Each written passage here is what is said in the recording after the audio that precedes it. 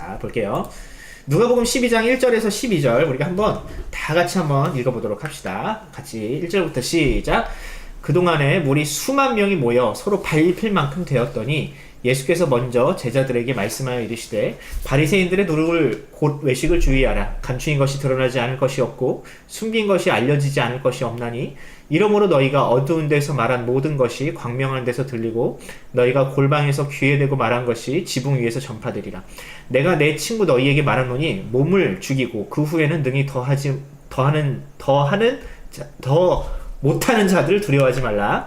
마땅히 두려워할 자를 내가 너희에게 보이리니 곧 죽인 후에 또한 지옥에 던져 권세에 있는 그를 두려워하라.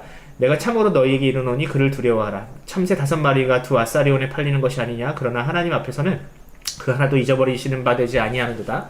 너희에게는 심지어 머리털까지도 다 세신 바 되었나니 두려워하지 말라. 너희는 많은 참새보다 더 귀하니라. 내가 또한 너희에게 말하노니 누구든지 사람 앞에서 나를 시인하면 인자도 하나님의 사자들 앞에서 그를 시인할 것이요 사람 앞에서 나를 부인하는 자는 하나님의 사자들 앞에서도 부인을 당하리라. 누구든지 말로 인자를 거역하면 사하심을 받으려니와 성령을 모독하는 자는 사하심을 받지 못하리라.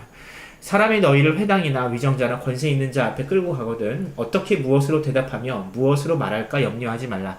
마땅히 할 말을 성령이 곧 그때 너희에게 가르치시리라 하시니라. 아멘. 자, 오늘 말씀을 여러분들 딱 펴놓고 목사님이 하는 이야기를 잘 들으시기 바랍니다. 자, 오늘 본문이 어떻게 시작을 합니까? 12장 1절 말씀을 한번 볼게요. 뭐라고 시작을 해요? 그 동안에 라고 시작을 합니다. 그 동안에. 여러분들 이 성경에서 접두어 또는 이렇게 연결하는 그리고 그러나 이런 단어들이 굉장히 중요해요. 사실 제일 중요하다고 할 수 있어요. 왜냐하면 이 말이 앞에 있는 내용과 뒤에 있는 내용을 이어주기 때문에 그래요. 그러니까 그 동안에 라고 했을 때는 앞에 있는 어떤 상황들이 있는 동안에 또 혹은 그런 상황들이 펼쳐졌기 때문에 라는 의미가 담겨 있겠죠. 이런 걸 여러분 잘 캐치를 해야 돼요. 여러분들 이걸 언어 영역을 잘하는 가장 기본입니다. 이런 거. 여러분 언어 영역을 잘하고 싶다? 그럼 목사님 설교를 잘 들으세요. 제가 점수 끌어올릴 자신이 있습니다. 자, 그 동안에 12장을 읽었어요, 우리가. 12장을 읽었으니까 11장의 내용을 이해를 해야 돼요. 그러니까 그 동안에라는 말을 이해할 수 있겠죠. 어떤 동안이냐? 11장의 내용을 볼게요. 11장을 보면 예수님께서 기득권이라고 불렸던, 그러니까 그 당시 사회 지도층이라고 불렸던 바리새인들과 서기관, 율법교사들과 굉장히 다양한 토론, 또 혹은 그 사건들을 가지십니다. 기득권층들이에요. 요즘 말하면 법조인들, 또 의료인은 모르겠다. 법조인들, 검찰, 판사 이런 사람들인 거예요. 이런 사람들과 여러 가지 사건에 휘말리면서 갈등을 하십니다. 또 어떤 상황에서는 그들에게 식사 초대도 받으세요. 우리랑 한번 친하게 지내봅시다 라고 하면서 기득권층들에게 식사 초대를 받으시면서 이 기득권들의 호의를 받으십니다. 그러면서 이어지는 논쟁들이 있어요. 궁금하면 한번 보세요.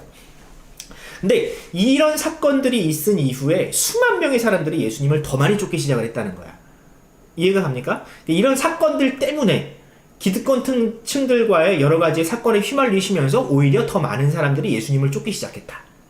볼게요. 얼마나 많은 사람들이 쫓았냐면 서로가 서로를 밟힐 지경. 여러분들 그런 거 봤어요? 저는 한번 경험을 해본 게 적이 있는데 옛날에 그 박근혜 대통령 탄핵을 할 때 촛불 집회 한번 간 적이 있거든요. 와, 사람이 어마어마한 거예요. 서울 광화문에 한번 가봤는데 와, 사람이 너무 많아가지고 진짜 밟힐 지경이 되더라고. 앉을 자리도 없어. 네. 그 정도였다는 거예요. 그 정도. 가본 사람은 이런 상황이었구나 라고 아마 이제 체감을 할 거예요. 자, 그런 상황에서 예수님께서 그 무리들, 수만 명의 사람들이 아니라 12명의 제자들을 향해서 이런 말씀을 하십니다. 바리새인의 누룩 곧 외식을 주의하라. 감추인 것이 드러나지 않을 것이 없고 숨긴 것이 알려지지 않을 것이 없다. 그러니까 예수님의 말은 우리가 좀 해석을 해서 들어야 돼요. 이런 말을 들으면 여러분들이 뭔 말이에요 이게 알잖아요. 해석을 필요해요. 해석을 해줄게요. 어두운 곳에서 한 말이 백주대낮에 드러나고 골방에서 한 말이 지붕에서 선포될 것이다. 자, 이런 말씀을 하십니다. 왜 이런 말씀을 하시는가 한번 볼게요, 이따가. 자, 근데 어느 집에 들어가든지 이거 아니래. 넘어가야지. 이런 말을 하신 다음에 나는 너희를 친구로 여기서 이런 말을 한다. 잠깐만. 이거 이상하게 들어가 있네. 자, 단지 몸만 죽일 수 있고 그 이상을 할 수 없는 자를 두려워하지 말라. 마땅히 두려워할 대상을 너희에게 알려주노니 그는 지옥에 던져놓는 권세가 있는 사람이다. 이분을 두려워해야 된다. 참새가 5마리가 두 아사리온에 팔린다. 그러나 하나님 앞에서는 잊어버리지 않는다. 이런 말씀을 쭉 하시는데 이 내용들을 지금부터 살펴보도록 하겠습니다. 요건 이제 아까 읽었죠. 이따가 볼게요. 자, 처음부터 한번 가봅시다. 왜 수만 명의 사람들이 예수님을 쫓았을까? 그전에도 예수님을 많이 쫓았는데 수만 명 정도는 아니었어. 근데 갑자기 사람이 확 불어났어. 왜 이런지 한번 생각을 해볼게요. 자, 아까 이렇게 된 계기가 11장의 내용과 연관이 있다고 했어요. 11장의 내용을 한번 볼게요. 11장 37절 이하를 보면 한 바리새인이 예수님을 식사 자리에 초대를 합니다. 바리새인들은 그 당시에 기득권층이라고 그랬어요. 사회 지도층이라고 그랬어요. 힘이 있고 권력이 있는 사람들이었어요. 근데 그런 사람들이 예수님을 초청을 해요. 근데 보통 바리새인과 서기관 하면은 예수님이랑 별로 사이가 안 좋았던 사람으로 생각하는데 그 중에서도 예수님이랑 친해지고 싶었던 사람들이 있었어요. 다 그런 건 아니었어요. 왜 그랬냐면 바리새인들은요 대중들의 인기를 먹고 사는 사람들이에요. 대중들에게 인기를 얻고 사람들에게 이름을 알려야 먹고 사는 사람들입니다. 요즘 같으면은 일종의 변호사 같은 사람들인 거예요. 변호사들이 유명한 변호사가 사람들이 많이 찾고 또 사람들이 많이 찾으면 어떻게 돼요? 수입료를 많이 얻죠. 소득을 얻는단 말이야. 그러니까 바리새인들 중에서는 예수님을 통해서 이름을 알리고 싶은 사람들이 있었던 거예요. 예수님이 워낙 유명한 사람이니까. 내가 예수님이랑 좀 친해. 예수님이 굉장히 그 정의로우신 분이라며. 나 예수님이랑 친한 사람이야.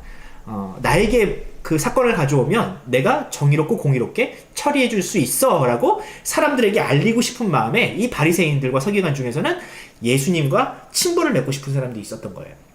자, 그러고 나서 근데 그게 다가 아니야. 그들이 예수님을 쫓을까? 아니요. 나중에는 이 예수님보다 더 유명해져서 이 예수님을 사회적으로 매장시키려고 했던 사람들이 바로 이런 사람들이었던 거예요.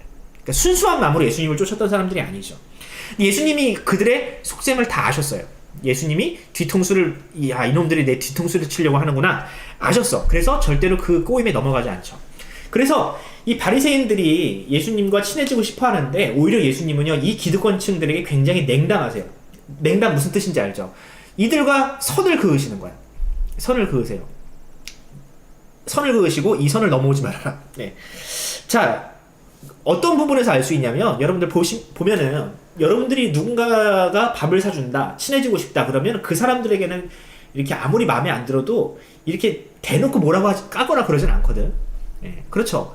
내가 아무리 싫어도요 그 사람이 나에게 호의를 보이면 그 사람에게 싫은 소리를 하지 않는 것이 사람의 본질적인 심리입니다. 그런데 예수님은 그렇게 하지 않으세요. 그 기득권층, 예수님을 이용해서 성공하려고 하는 사람들과 맞서 싸우시고 그들에게 독설을 날리시고 그들의 속셈을 만천하에 드러내시기 시작을 하는 거예요. 그러면서 이 바리새인들, 기득권들과 예수님이 서로 등을 지는 사건들이 이 11장에 있었습니다. 자, 이런 사건들이 있으니까 대중들이 볼 때, 특히 기득권층에서 밀려나 있던 사람들, 연약한 사람들, 힘이 없는 사람들이 볼 때는 어때요? 야, 예수님 보니까 정말 대쪽 같은 사람이구나. 야, 저 기득권층들에게 눈 똑바로 뜨고 한 번도 굴하지 않고 예수님이 맞서 싸우시는 모습을 보니까 야, 예수님은 진짜다. 예수님은 진짜 리얼이다. 예수님은 정말로 우리를 위해서 일하시는 분이구나. 기득권층들과 맞서 싸우시는 분이구나 라는 그런 의존감이 생기기 시작을 한 거예요.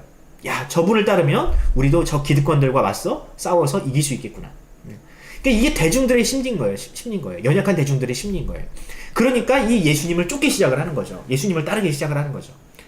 수만 명의 사람들이 예수님은 기득권층들과 맞서 싸우시는 분이구나. 11장의 내용들을 보니까. 그래서 수많은 사람들이 이 예수님을 쫓기 시작을 했습니다. 자, 그러면 그거까지는 알겠어요. 그거까지는 알겠는데 예수님께서 그 무리, 수만 명의 대중들에게 말씀하시는 것이 아니라 제자들에게만 따로 말씀하시는 내용들이 있거든요. 그 내용을 한번 봅시다. 제자들에게 따로 말씀하신 이 바리새인의 누룩을 조심하라, 곧 외식을 조심하라 라는 말은 무슨 의미일까? 왜 이런 말씀을 하셨나? 라는 내용을 한번 살펴보도록 하겠습니다. 예수님을 따르던 수만 명의 사람들 중에는요 순수한 목적을 가지고 예수님을 쫓았던 사람들이 그다지 많지가 않습니다. 그 중에는 바리새인과 서기관들처럼 예수님을 책잡으려고, 예수님이 혹은 실수를 하거나 말실수를 하면 그걸 꼬투리 잡아서 예수님을 무너뜨리려는 사람들이 있었어요. 순수한 의도가 아니었다니까. 또 그 중에는요 이 본문 바로 다음 목사님이 내일 새벽 기도할 본문을 보면 예수님이 병을 잘 고친다더라, 또 혹은 예수님이 정의롭다더라, 내가 한번 예수님 이용해서 큰 돈 한번 벌어봐야지. 막 이런 식으로 자기 목적만을 위해서 예수님을 쫓던 사람들이 대부분이었어요. 그 당시에. 수만 명의 사람들. 그러니까 예수님이 그들에게 진솔한 말씀을 하실 수가 없는 거야. 왜? 뭔 말만 하면 꼬투리를 잡으니까. 여러분들 요즘에 뉴스 같은 걸 보면 정치인들이 말 한마디 잘못하면 완전히 생매장을 당합니다. 그렇잖아요. 그런 식으로 예수님을 매장시키려는 사람들이 그 무리 중에 너무 많은 거야. 그러니까 예수님은 그들에게 얘기하지 않으시고요. 대부분의 진솔한 이야기들은 제자들에게 하십니다. 자, 제자들에게 이 바리새인의 누룩을 조심하라. 이게 무슨 말씀일까? 특히 이제 두려움에 대한 얘기가 나오거든요. 아까 봤잖아요. 진짜로 몸을 죽이는 사람이 아니라 우리를 지옥으로 보낼 그분을 진짜로 두려워해라. 이런 얘기가 나오는데 왜 그런 얘기를 하냐면 이 제자들이 뭘 느끼고 있는 거예요? 두려움을 느끼고 있는 거예요. 지금 두려움을 느끼고 있기 때문에 이 몸을 죽이는 자를 두려워하지 말고 우리의 영혼을 지옥에 보낼 바로 그분을 두려워해라. 이런 이야기를 하시는 거예요. 두려움 때문에. 자, 그러면 이 제자들이 느끼는 두려움은 과연 무엇인지에 대해서 한번 살펴볼까요? 여러분 지금 막 추리소설 읽는 거 같죠? 지금 비슷해요. 성경을 읽는 법이 비슷해요. 단서를 가지고 여러분들 성경을 읽어야 돼요. 제자들이 느끼는 두려움은 과연 무엇일까? 앞에 있는 11장의 내용과 크게 다르지 않습니다. 11장의 내용을 잠깐 다시 돌아볼게요. 11장은 기득권층들과 맞서 싸우시고 논쟁하시는 예수님이 등장을 하죠. 바리새인들을 욕하시고 그들의 속셈을 드러내시고 막 하신단 말이에요. 그러니까 기득권층들과 지금 등을 지시고 척을 지신 예수님 때문에 지금 제자들은 두려운 거예요. 왜? 이 기득권들에게는 힘이 있었어요. 이 이름 없는 선지자였던 예수님을 쥐도 새도 모르게 죽일 수 있는 힘이 그들에게는 있었다라는 거예요. 요즘에 검찰, 혹은 국정원 이런 사람들 굉장히 힘 있는 사람들이잖아요. 이런 사람들에게 밑보여서 좋을 일이 하나도 없어. 하나도 없어.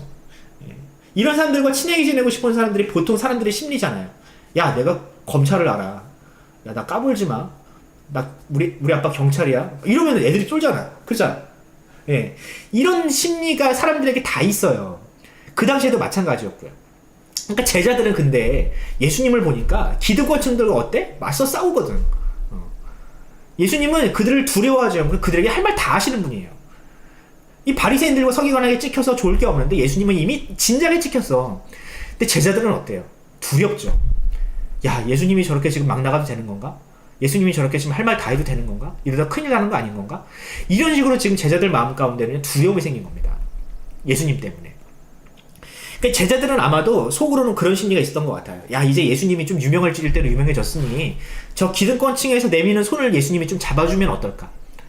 우리도 예수님이 기득권층이 되면 우리도 좀 한자리 할 수 있지 않을까? 이런 심리가 이 제자들에게 있었던 것 같은데 예수님이 오히려 그들에게 그들을 논쟁하시고 그들을 욕하시고 그들을 비판하시는 모습을 보니까 이 제자들 마음 가운데는 두려움이 생긴 거죠. 야, 우리도 혹시 쥐도 새도 모르게 어떻게 되는 거 아닌가?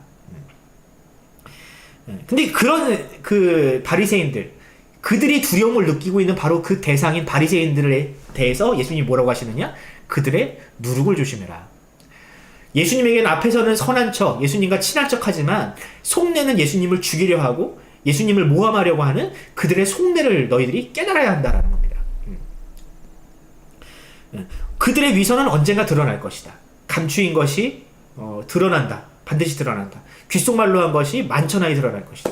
그들의 죄가 언젠가는 이 세상 가운데 만천하에 드러나게 될 것이다 라고 예수님이 말씀을 하십니다. 언제일까 과연? 그때가 언제입니까? 이 드러나다라는 뜻 말에는요, 헬라어로 아포칼립토라는 게 있습니다. 아포칼립토라는 단어예요. 여러분들 아포칼립스 아나요? 아포칼립스? 여러분들 게임하다 보면 굉장히 많이 등장하는 단어예요. 아포칼립스. 종말이라는 뜻이죠. 그러니까 예수님께서 이 드러날 것이다 라고 하는 말은요, 종말의 때 하나님께서 심판하시려고 하는 그때에 반드시 그들의 죄는 드러난다라는 뜻입니다. 그때가 언젠가? 예수님이 재림하실 때 너무 멀어요. 언제냐면 예수님이 십자가에 달려 죽으시는 바로 그 순간 그들의 죄는 드러납니다. 예수님이 십자가에 달려 죽으시는 순간. 예수님의 십자가는요, 이 세상의 모든 죄가 심판을 받는 순간입니다. 종말이에요, 종말. 근데 그때 어떻게 드러날 것이냐? 자, 예수님은 십자가에 달려 죽으셨어요. 누구의 모함? 바리새인과 서기관들의 모함 때문에. 예수님이 죄인이라는 모함 때문에. 그런데 예수님이 죄가 없으시다는 사실이 예수님의 십자가 사건과 부활 사건을 통해서 드러나요. 예수님이 만약에 진짜로 죄인이시라면 십자가에 달려 죽으신 이후에 그냥 죽으셨겠죠. 그런데 예수님이 죄가 없으시기 때문에 어떻게 되셨어요? 부활하셨어요. 예수님이 부활하셨다는 것은 예수님이 죄가 없으시다는 뜻이고 예수님이 말씀이 참되다는 뜻입니다. 반대로 예수님을 모함했던 그들은 오히려 누구다? 죄인이다. 예수님이 죄인이라고 이야기했던 그들은 오히려 더 큰 죄인으로 예수님의 부활 사건이 드러내게 되는 겁니다. 이해하시겠어요, 여러분? 네. 이게 바로 예수님께서 말씀하신 이 바리새인의 죄가 드러나는 순간입니다. 그들이 두려워했던 바리새인이 그런 식으로 하나님 앞에 심판을 받게 될 것이다. 자, 넘어가겠습니다. 자, 예수님이 바리새인을 두려워하고 있는 제자들에게 지금 이렇게 말씀을 하세요. 몸을 죽이는 자를 두려워하지 말아라. 진짜로 두려워해야 될 대상이 있다라고 말씀을 하세요. 그게 누굽니까? 볼게요. 바리새인과 서기관은요, 살아있는 권력입니다. 그죠? 살아있는 권력이에요. 누군가를 죽일 수 있고 누군가를 십자가에 못 박을 수 있는 그 권력이 그들에게 있습니다. 당연히 사람들이 두려워하죠. 제자들도 두려워했거든요. 그런데 예수님께서는요, 진짜 두려워해야 될 분이 있다. 그들은 단지 몸을 죽일 뿐이다. 야, 기껏 죽어봤자 우리 몸밖에 못 죽여, 그들은. 근데 우리의 영혼을 지옥으로, 게헨나로, 영원한 심판 가운데로 집어넣을 수 있는 분이 있는데 그게 누구냐? 말하지 않아도 알죠. 하나님이라는 거예요. 하나님. 여러분, 우리가 죽으면요, 이 땅에서 죽으면요, 우리가 뭐 길면 한 100년 살잖아요. 이 시간이 그냥 끝나는 것 뿐이에요. 그런데 우리가 이 세상에서 죽으면 우리에게는 영원한 시간이 열립니다. 그 영원한 시간을 준비하기 위한 시간이 바로 이 땅에서의 삶이에요. 자, 그런데 그 영원이라는 시간은요, 우리가 정할 수 있는 부분이 아니에요. 문제가 아니에요. 여러분, 내가 착하게 살면 영원이라는 시간 동안에서 천국에 살겠지. 그게 아니라는 거예요. 우리가 착하게 살았는지 안 살았는지를 누가 판단해요? 하나님이 판단하시거든요. 우리에게 믿음이 있는지 없는지를 누가 판단하세요? 하나님이 판단하신다는 거예요. 나는 믿음이 있어요. 나는 믿음이 있는데요. 라고 아무리 주장해봤자 그것이 하나님이 인정하시는 믿음이 아니면 아무 의미가 없는 거예요. 아시겠나요? 그러니까 우리가 진짜로 두려워하고 우리가 진짜로 신뢰해야 될 분이 있는데 그게 누구냐? 바로 하나님이라는 겁니다. 그 하나님을 의지하고 하나님을 향하여 진정한 믿음, 참된 삶을 살아갈 때 비로소 우리의 영원이라는 시간이 천국에서 하나님과 영원토록 왕노릇하며 즐겁게 살아갈 수가 있는 거예요. 근데 만약에 우리가 그렇지 않으면 우리의 영원이라는 시간은 정말 끔찍한 시간이 되겠죠. 우리가 진짜 두려워해야 될 그것은 바로 그거라는 거예요. 우리가 진짜로 두려워해야 될 것은 그 영원이라는 시간을 우리가 하나님의 심판 가운데서 살아야 되는 것을 두려워해야 된다는 겁니다. 근데 우리가 그걸 두려워하나? 안 두려워하죠. 많은 사람들이요, 이 땅에 있는 권력자들을 두려워하고 이 땅에 있는 시간들을 두려워합니다. 야, 내가 진짜 이 땅에서 너무 힘들어, 두려워. 어떤 사람이 두려워, 권력자가 두렵고 어떤 사람이 두렵고 돈이 두렵고 힘이 두렵고 질병이 두렵고 많은 이 땅에서의 삶을 두려워할 뿐입니다. 내세에 대해서는 많이 생각하지 않아요. 왜? 그냥 우리가 눈에 보이는 우리에게 가까운 고통과 가까운 두려움이 이 땅에 있기 때문에 그래요. 하나님의 심판하시는 그 영원이라는 시간은 우리와 너무나도 멀어 보이는 거예요. 근데 여러분, 우리가 예수를 믿는다, 우리가 교회를 다닌다, 하나님을 믿는다라고 할 때는요, 우리가 영원한 시간을 바라볼 수 있어야지 우리가 진정한 믿음을 가지고 수가 있어요. 그저 눈앞에 있는 가까운 두려움만 바라보면 우리가 진정한 두려움인 바로 그 시간을 우리가 바라볼 수 없다라는 거죠. 만약에 우리가 하나님을 두려워하고 다가올 영원한 시간을 인식하는 삶을 산다면 우리가 과연 그렇게 살 수 있을까? 그렇게 헛된 삶을 살 수 있을까? 아니죠. 그렇게 살 수가 없죠. 하나님이 기뻐하시는 삶. 과연 내 믿음이 참된 믿음인지, 과연 하나님께서 우리에게 가르쳐 주신 이웃을 사랑하고 하나님을 사랑하는 삶을 살아가려고 우리가 바둥바둥 노력을 할 수밖에 없겠죠. 영원이라는 시간을 우리가 인식하고 있다면. 그러면 여러분, 하나님께서는 그냥 야, 내가 영원이라는 시간을 너희에게 결정할 수 있으니 그때 가서 보자 라고 말씀하시는 분인가? 그냥 우리가 이 땅에서 우리가 현실적인 두려움에 떨고 있을 때 하나님은 그냥 우리를 내버려 두시는 분인가? 그렇지 않다라는 겁니다. 그 이야기를 하시기 위해서 예수님이 참새 이야기를 하시거든요. 참새. 야, 시장에 나가봐라. 참새가 5마리가 2 아사리온에 팔린다. 하물며 너희일까 보냐, 이런 말씀을 하십니다.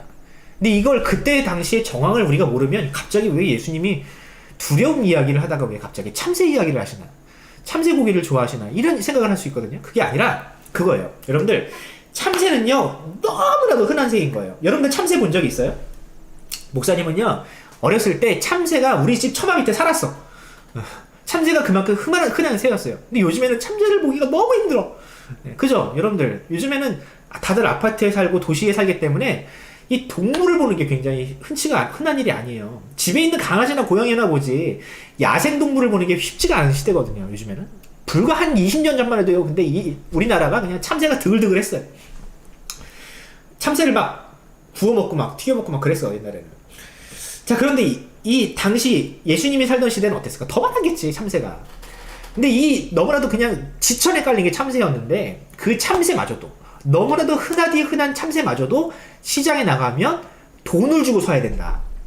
여기서 그러니까 이제 아사리온이 이게 한 데나리온의 16분의 1이거든요. 그러니까 얼마야?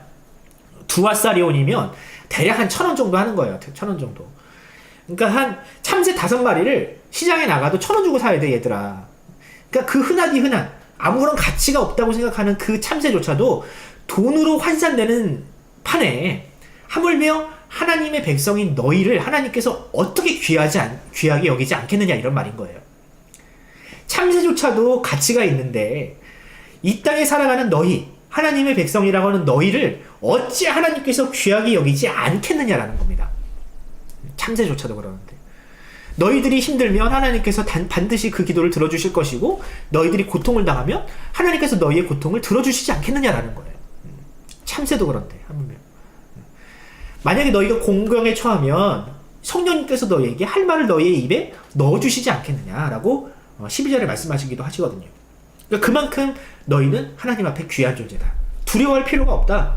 너희가 두려워하지 말아라. 너희는 하나님 앞에 굉장히 중요한 존귀한 자들이다. 그 증거가 뭐냐? 바로 나다. 예수님. 하나님의 독생자이시자 하나님의 가장 소중한 존재인 이 예수님이 누구를 위해서 왔어요? 바로 우리를 위해 오셨거든요. 우리를 위해 오신 그 예수님을 볼 때 하나님이 우리를 그만큼이나 사랑하시는구나. 그 십자가에 달려 죽으셔서 죽게까지 하실 만큼 우리를 너무나도 사랑하시는 분이 바로 우리 하나님이시구나 라는 사실을 우리가 믿어야 한다는 겁니다. 그러니까 여러분들 두려우세요? 힘드세요?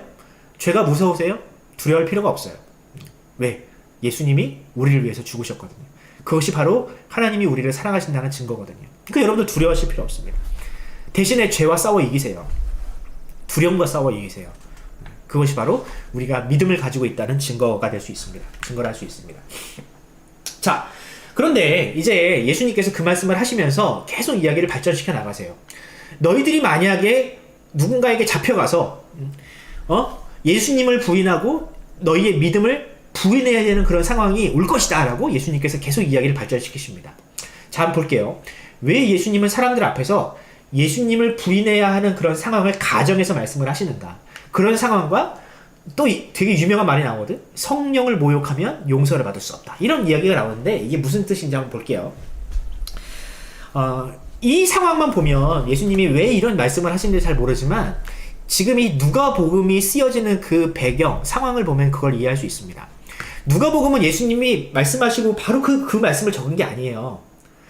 예수님이 돌아가시고 십자가에서 죽으시고 부활하신 다음에 승천하신 이후에 한참 지나서 로마인들이 이 기독교를 심각하게 핍박할 때 쓰여진 게 이 누가복음입니다. 배경이 그래요. 그럼 당연히 이 누가복음을 읽는 사람들에게 의미 있는 메시지들이 쓰여질 거 아니에요. 그렇죠? 당시 예수님께서는 지나가면서 하신 말씀이지만 그것이 현 시대, 누가복음이 집필되던 그 시대에는 굉장히 중요한 말씀으로 발견될 수 있는 거예요.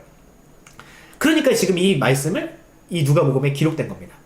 예수님이 과거 하셨던 말씀, 핍박을 가정해서 하셨던 그 말씀들이 지금 여기에 쓰여진 겁니다. 그러니까 누가복음을 읽는 사람들은 굉장히 심각한 핍박에 노출됐던 사람이라고 우리는 이해할 수 있겠죠. 그러니까 이 누가복음에 이 말씀이 쓰인 거예요. 심각한 핍박이 있었던 겁니다. 그 당시에. 예수님을 믿을래, 죽을래? 너희들이 그 믿음을 가지고 있을래? 아니면은 죽을래? 이런 이 핍박이 그 당시 사람들에게 있었던 거예요. 이런 핍박 가운데에서 많은 사람들이 예수님을 배교했던 것 같습니다. 배교가 뭐야? 신앙을 버리는 거예요. 목숨을 잃는 것이 두려워. 내가 예수를 시인하고 십자가에 달려 죽는 것이 두려워서 많은 사람들이 예수님을 부인하거나 잠깐 그 부인하는 말을 했던 것 같아요. 그러니까 이런 이야기가 쓰였겠죠. 예수님은 그 다가올 미래를 아셨던 겁니다. 너희들이 장차 나로 인하여, 이 믿음으로 인하여 핍박을 당하고 목숨을 잃을 수 있는 일들이 허다하게 벌어질 것이다. 그때 너희들이 이렇게 해야 된다라고 예수님께서 신신당부를 하신 겁니다.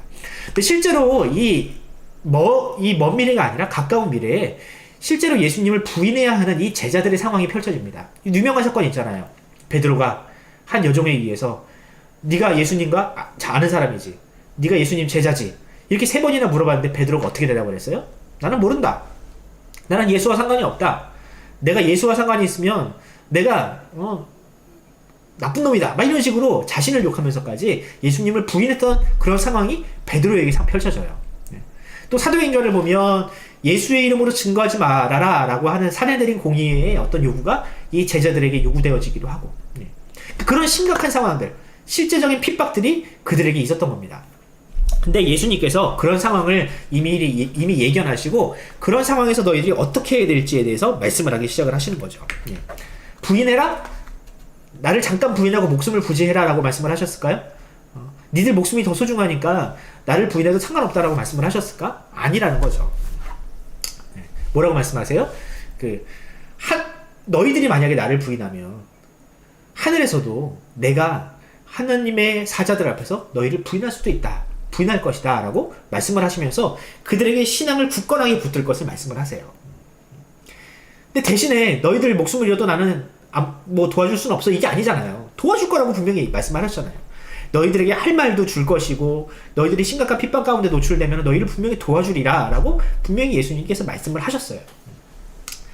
자, 그래서 예수님의 이 말을 믿고 모든 사람들이 다 굳건하게 믿음을 지켰으면 상관없는데 그렇지가 않잖아요. 많은 사람들이 배교를 했어요. 예수님을 떠났어요. 자, 그 예수님이 떠나면은 예수님이 그냥 야, 너희들은 이제 날 부인했으니 끝! 손절! 다시는 너희 나랑 볼 일 없어! 이렇게 딱 끊으셨을까? 그게 아니라는 거예요. 또 이게 또 그게 아니라는 거예요. 자, 여기서 한번 봅시다. 예수님을 부인한 사람들이 그 당시에 세고 셌어. 심지어 수제자라고 불리었던 베드로조차도 예수님을 말로 부인했어요. 그럼 이 베드로는 끝인가? 예수님이 지금 야, 너희들이 사람들 앞에서 나를 부인하면 나도 너 모른 척 할 거야. 이거 심판대 앞에서 너희도 이제 나한테 나 아는 척 할 생각하지만 이렇게 말씀을 하셨다고 해가지고 끝인가? 그게 아니라는 거예요. 자, 볼게요. 5번 질문을 넘어가겠습니다. 말로 예수님을 거역하는 것과 성령님을 모독하는 것은 어떤 차이가 있길래 용서를 받고 못 받고의 문제가 생기는가? 자, 본문을 보면 그런 말씀이 나옵니다. 말로 예수님을 거역하는 것은 용서를 받을 수 있다. 그럼 전제가 나와요. 본문이 그런 말씀이 있죠? 여러분들 어디에 있어요? 10절을 보면 누구든지 말로 인자를 거역하면 사하심을 받으려니와 성령을 모독하는 자는 사하심을 받지 못할 것이다 라는 말씀이 있습니다. 그러니까 말로 예수님을 거스른다 라는 게 뭔 뜻이냐면요, 이거예요. 너희들이 잠깐 나를 모른다고 해도 용서를 받을 수 있다라는 겁니다. 너희들이 목에 칼이 들어오는 순간 너 신앙을 버릴래? 잠깐 예수를 모른다고 할래? 아니면은 죽을래? 이런 상황에서 두려움으로 인하여 예수님을 모른다고 해도 그래, 내가 너 용서해 줄 수 있어, 이런 뜻인 거예요. 와, 예수님이 왜 이런 말씀을 하실까? 끝까지 나 모른다고 하면 안 된다, 목숨을 버리는 한이 있어도 신앙을 지켜야 된다라고 말씀을 하셔야 되는 거 아니냐. 근데요, 왜 이런 말씀을 하시냐면요, 예수님이 우리를 너무나도 잘 알기 때문에 그래요. 사람을 너무나도 잘 아세요. 왜? 예수님이 사람이 되셨잖아요. 사람이 본질적으로 가지고 있는 두려움, 자신도 모르게 튀어나오는 두려움으로 인해서 튀어나오는 그런 말, 그런 행동, 이런 것들을 예수님께서 너무나도 잘 아시는 거예요. 그래서 예수님께서 그런 상황에서 정말 자신도 모르는 사이에 두려움으로 인해서 그 두려움을 이기지 못해서 했던 그 말들은 회개하며 용서받을 수 있다. 너희들이 다시 돌아오면 용서받을 수 있다. 베드로가 그랬잖아요, 여러분들. 베드로가 목숨이 두려워서, 목숨을 잃는 것이 두려워서 그가 예수님을 부인했지만 그가 회개하고 다시 예수님께서 찾아오셔가지고 고기를 구워주시면서 네가 나를 사랑하니 3번이나 물어가시면서 그의 회개를 이끌어내셨던 예수님. 그 베드로처럼 진정한 회개, 다시 돌아오는 회개를 한다면 분명히 다시 용서를 받을 수 있다는 것을 여기서 열어놓으신 거예요. 수많은 사람들이 그 당시에 예수님을 떠나고 배교를 하고 목숨을 잃는 것이 두려워서 예수님을 모른다고 했던 그 사람들 앞에서 예수님께서 너희들이 용서받을 수 있다. 단 너희들이 진정한 회개를 해야 한다. 이 가능성을 열어놓으신 것이 바로 오늘 본문입니다. 여러분 예수님이 얼마나 사랑이 많으신 분입니까?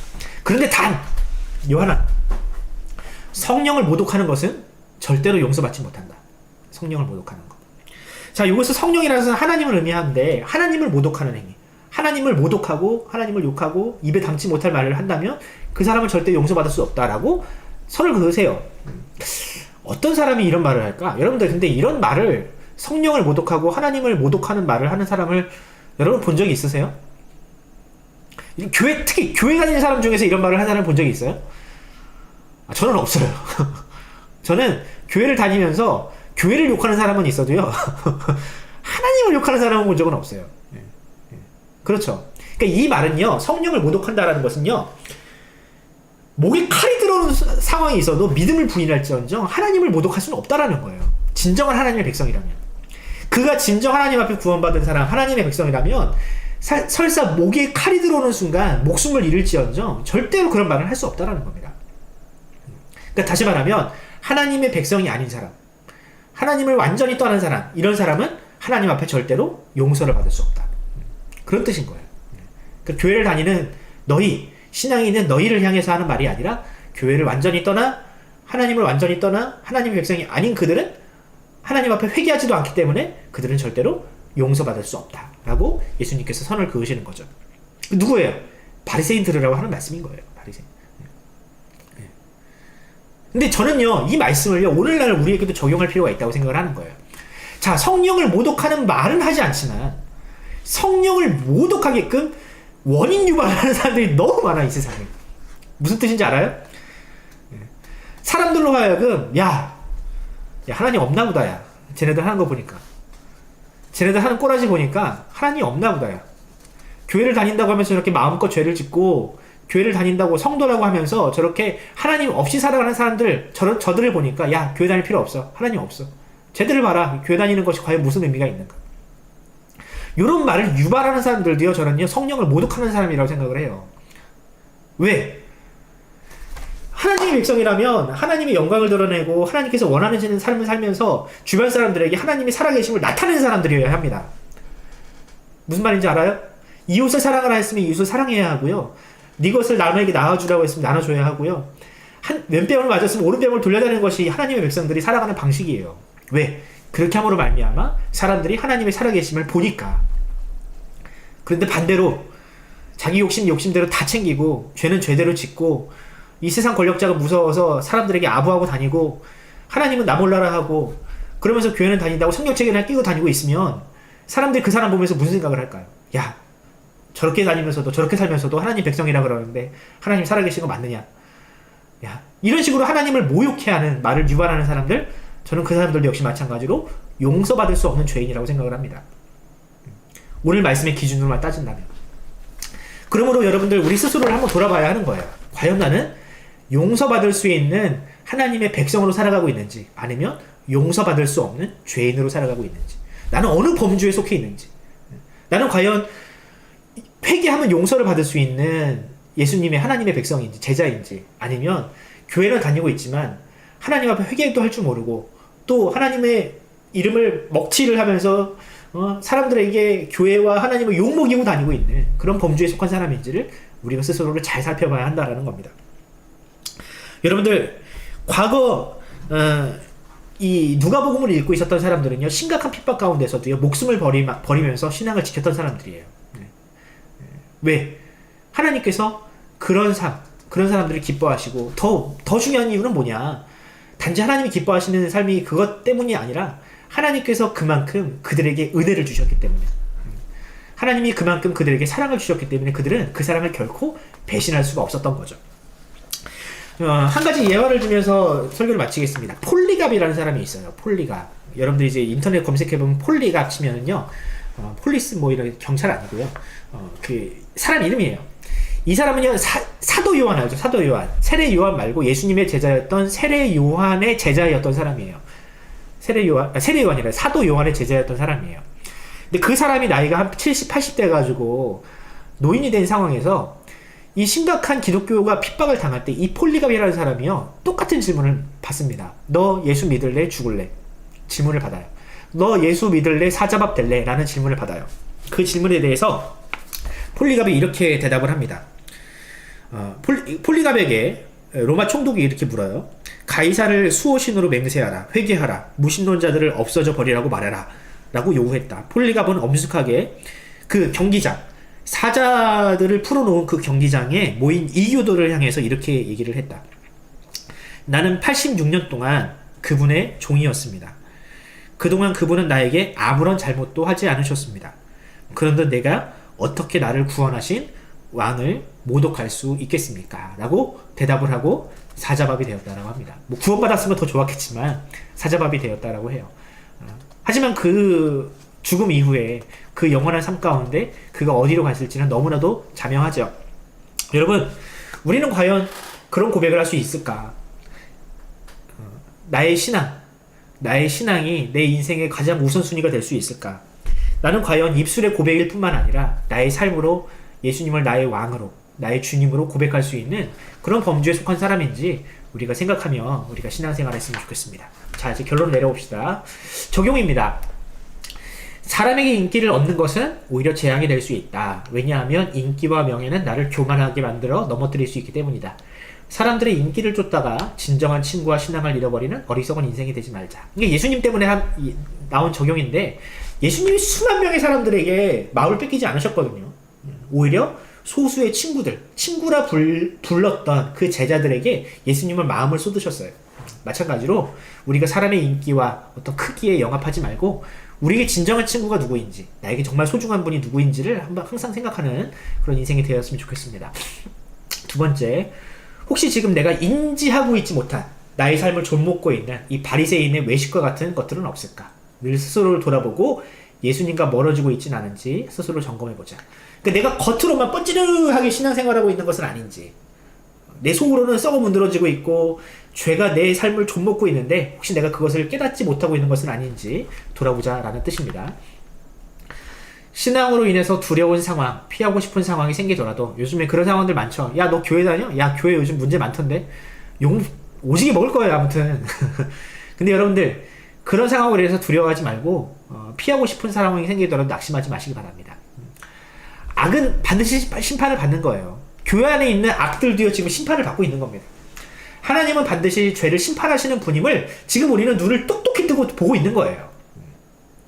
여러분, 이런 상황을 보면서 우리 낙심할 필요가 없어요. 아, 하나님이 이처럼 죄, 정말 불의한 것, 나쁜 것, 교회일지라도 이 악한 죄가 있다면 하나님이 반드시 심판하시구나 보면서, 야, 하나님이 살아계시구나, 이걸 봐야 되는 거예요.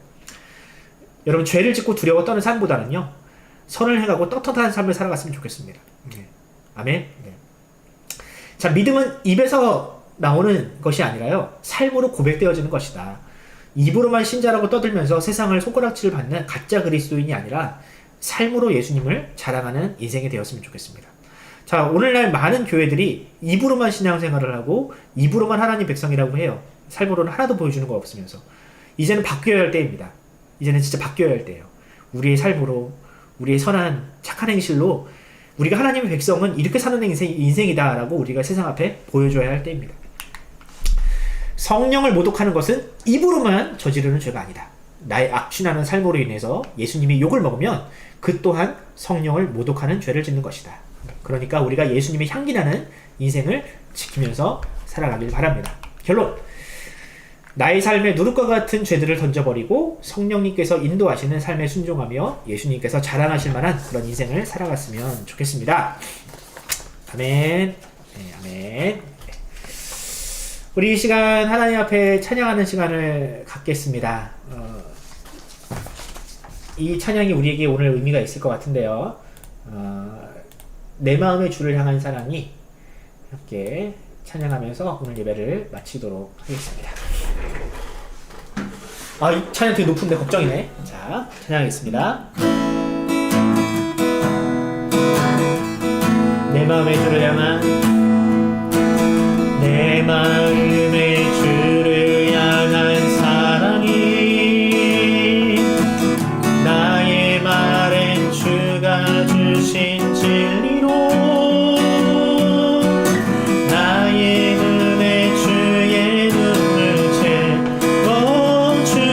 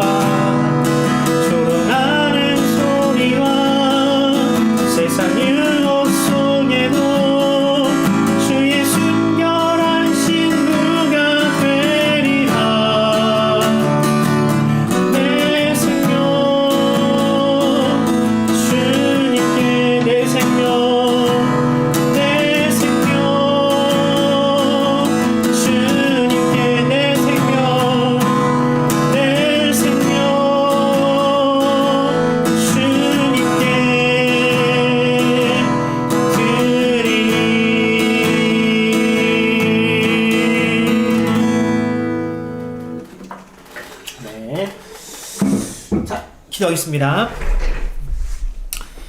하나님 은혜를 감사합니다. 주님, 비록 지금 우리가 사는 이 세상에는 그 당시 초대교인들이 겪었던 핍박도 없고 환난도 없고 죽음도 없습니다. 하지만 우리에게는 더 심각한 도전이 있는데 바로 죄에 대한 도전입니다. 주님, 우리가 이 땅에 살아가면서 하나님의 백성의 삶을 포기하지 않도록 주님께서 우리를 지켜주시옵소서. 우리 머리카락까지 세신바 되는 우리 주님, 우리 연약함을 아시오니 주의 성령을 우리에게 부으셔서 우리에게 더 굳건한 믿음과 또한 더 큰 확신을 우리에게 주심으로 말미암아 우리가 이 땅 가운데에서 정말 하나님의 백성이 지켜야 할 그 굳건한 삶을 우리가 끝까지 지켜내는 우리 푸른 사랑의 교회 중등부 우리 친구들과 우리 선생님들 또한 모든 성도들 되게 하여 주시옵소서. 특별히 아버지 하나님, 오늘날 한국교회와 또 성도들에게 큰 위기가 닥쳐왔습니다. 하지만은 이것이 결코 위기가 아닙니다. 죄를 반드시 심판하시고 악을 반드시 드러내시는 우리 하나님의 능력이 나타나고 있는 순간이라고 저는 믿습니다. 주님, 우리 가운데 죄악들, 악한 것들, 누룩과 같은 것들 우리가 과감하게 버리고 다시금 깨끗한 모습으로 세상 앞에 또 하나님 앞에서는 그런 거룩한 교회가 되게 하여 주시옵소서. 우리에게 드러나고 있는 수많은 문제점들과 또한 악취들이 이 일로 말미암아 다시는 우리 곁에 머물지 않게 하시고 우리가 정말 주님 앞에 순결하고 깨끗한 그리스도인들로 백성들로 그렇게 탈바꿈되는 그렇게 변화되는 계기가 되게 하여 주시옵소서. 겨울이 지나가고 이제 봄이 찾아오고 있습니다. 주님, 새학기가 이제 우리에게 또한 찾아올 텐데 2021년 이 한 해는 우리가 정말 코로나를 극복하는 한 해가 되게 하여 주시옵시고 다시금 옛 일상, 옛 신앙생활로 다시금 돌아갈 수 있는 그런 복된 2021년 새학기가 되게 하여 주시옵소서. 감사드리며 예수 그리스도의 이름으로 기도드립니다. 아멘. 주기도문 하겠습니다. 하늘에 계신 우리 아버지여, 이름이 거룩히 여김을 받으시오며 나라가 임하옵시며 뜻이 하늘에서 이룬 것 같이 땅에서도 이루어지리다. 오늘 우리에게 일용할 양식을 주옵시고 우리가 우리에게 죄 지은 자를 사하여 준 것 같이 우리의 죄를 사하여 주옵시고 우리를 시험에 들게 하지 마옵시고 다만 악에서 구하옵소서. 나라와 권세와 영광이 아버지께 영원히 있사옵나이다. 아멘. 아멘. 아멘. 여러분들 본 사이에 채팅을 이렇게 많이 남겨주셨네. 아멘. 여러분들 은혜 많이 받으셨어요? 쓰리라 믿고요. 이 말씀 끝까지 붙들고 우리를 사랑하시는, 우리를 눈동자같이 지키시고 우리를 머리카락까지 세시는 우리 하나님을 의지하고 우리가 한 주 동안 승리하는 삶을 살기 바랍니다. 여러분들 반갑습니다. 감사하고요. 우리 또 볼게요. 안녕. 안녕. 안녕.